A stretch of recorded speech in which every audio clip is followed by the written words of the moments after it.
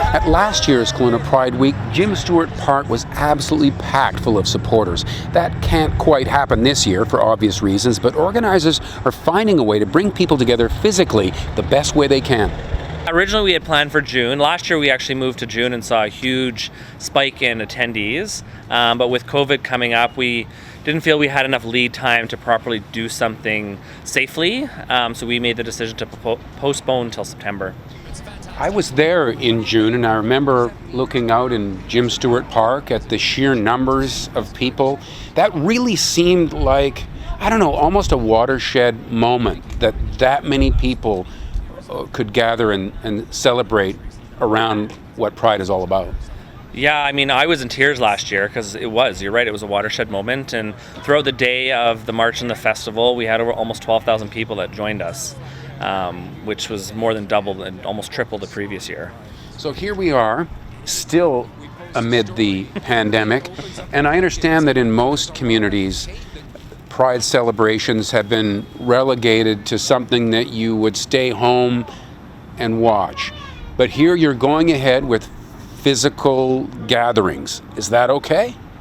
I think it is. I know a lot of people have a false perception as to what these gatherings are going to look like.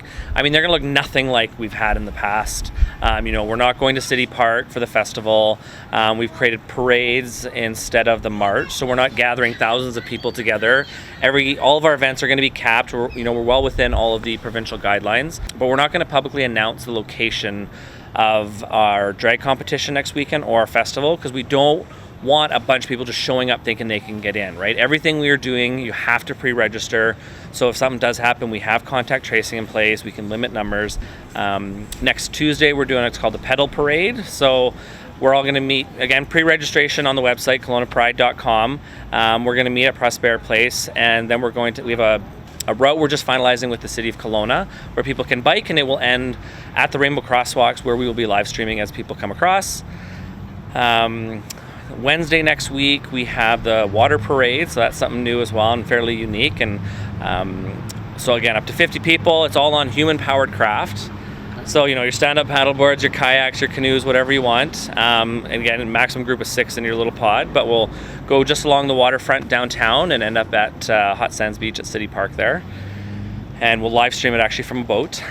So there's some fun logistics there. So people can, if they're not comfortable even with the physical proximity that you're describing, if they can sort of watch these things on your Unicorn Live? Yeah, so it's unicorns.live is the actual website, and we will be live streaming all of the parades in the festival for free, and then Kelowna's Next Drag Superstar will be streaming, but we will charge for it. The drag competition has always been an event that we actually make a bit of money at, which helps offset the loss of the other events. But then you do stand out. The other communities aren't doing this. You've found a way to kind of make it work as best you can under these constraints. Yeah, it's been interesting.